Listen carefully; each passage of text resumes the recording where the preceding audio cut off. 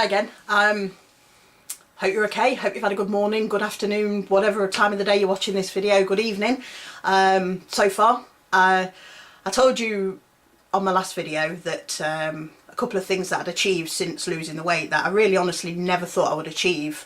And I know there's lots of stories, and I've heard from quite a few of you since my last video, and if you haven't seen it, I'd really appreciate you going back to watch it, because hopefully you'll be able to share some stories with me and help motivate others. And I think that's what, I guess, for want of a better way of putting it, I guess that's sort of what my mission is through doing this.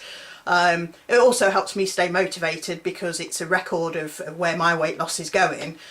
So there is obviously a little selfish reason, but at the same time, I don't know, I really feel that I want to help people be the person they want to be. And I know I keep repeating this, but I know for years I've hidden behind my weight and been very, very unhappy and at times depressed, properly clinically depressed. And I know that things are improving for me all the time and will continue to do so. And you know, I might be my 10 stone that I want to be or whatever it is, and I still might have some issues, but I'll be in a better place to deal with those issues. And I think that's the key to me. Hiding behind my weight or my my large frame is no excuse. So at least if I can strip out the thing that I believe makes me the most unhappy, then it'll help me perhaps deal with other issues, if there are some. Hopefully by that point everything will be hunky-dory, and I hope it will be for you too. Anyway, I was just going to tell you about a couple of other achievements, and I don't know whether any of you have ever been abroad and been on a plane. That's an interesting one. Well, let's say I went to Spain in January this year. I was very fortunate enough to be invited with some friends.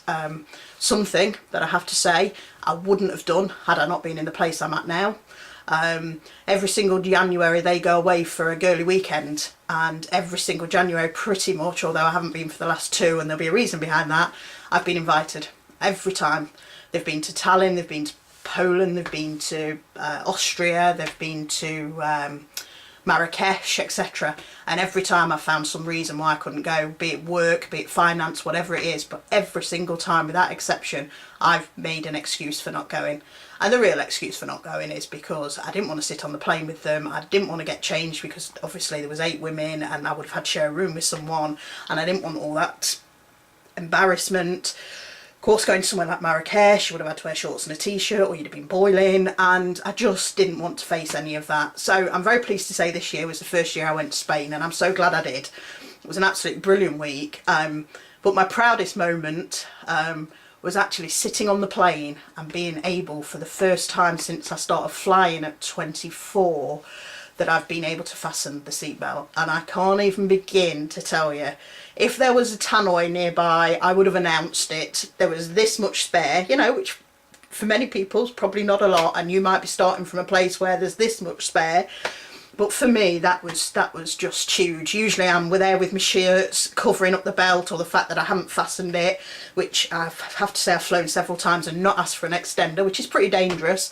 It's usually been short flights to Dublin or wherever.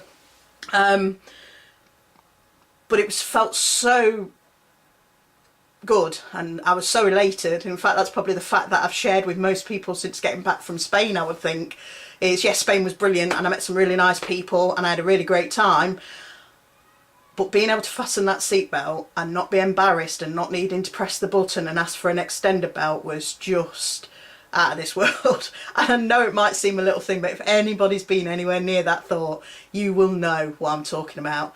And if you can't fasten the seatbelt, I beg you, please join me. Join me in making it happen. I can help you with it, I can motivate you through it, I can keep you focused, I can give you hints and tips on how to get there. Email me anytime, day and night. I need to set up a Facebook page, which hopefully will happen in the next few weeks, and then we can message each other via Facebook, whatever form it takes. Please, you know, I'm not judging anybody. I've been there, I've been judged, and I don't do that to people. And if I can help, if I really can help you, like I say, whether you've got half a stone or 21 stone to lose, I don't care. Let's just, as a nation, as a group of people, let's just make this our year for change, and let's make a difference, and let's get those seatbelts fastened. And if you've never been abroad, trust me, when you lose the weight, you'll want to go. It is just, it's the feeling of being able to do that was just, I I suppose, for want of a better way, although I'm sure winning millions of pounds on the lottery would be great, but at that precise second, at that moment, which I always dread, and I wasn't, you know, you lose weight and you don't always see that you've lost the weight, do you? But putting that seatbelt on, and it's a flight that I'd been with that airline before, so I know it wasn't a bigger belt, and if it was, who cares? The point is I could fasten, for the first time ever in 18 years, fasten that seatbelt, and I cannot even begin to describe. And I really want you to feel that feeling. It might not be about a seatbelt on a plane, it might just be about getting into a size 16 when you've always worn a 20, whatever it is, and know that we can together get you there. So please email me, drop me a line anytime, find me on Facebook, whatever it takes. It's Kirsty, by the way. And have I told you that before? Possibly not. There you go, you see. Anyway, have a great day.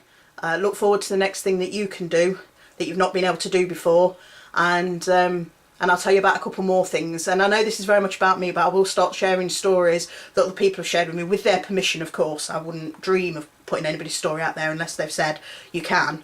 But I think what I'd like to do is collate some stories of successes and photos and stuff, and put it together as a free ebook for everyone to just help you feel inspired and know that there are people out there that are going through exactly what you're going through, and having those same fears and the same doubts and the same I can't do it, and the same fears of not being able to do it, and you're letting yourself down, but also you feel like you're letting other people down. That's one of the biggest things, is you feel like you're letting others down. And this is about you. This is about you. And you know, you'll do it and everyone else will be brilliant about it, but you've got to get yourself into the right frame of mind that this is for you. You know, I tried to lose weight for partners before because I was scared they might run off and blah, blah, blah. But if they're going to run off, they're going to run off anyway, regardless of whether I'm this big or this big. So to me, forget all of that. Do this for you. It's just for you. Anyway, thank you. I hope you have an absolutely fantastic rest of your day. If you're about to go to bed, happy sleeping. I hope you have a good night's sleep. And maybe tomorrow's the day.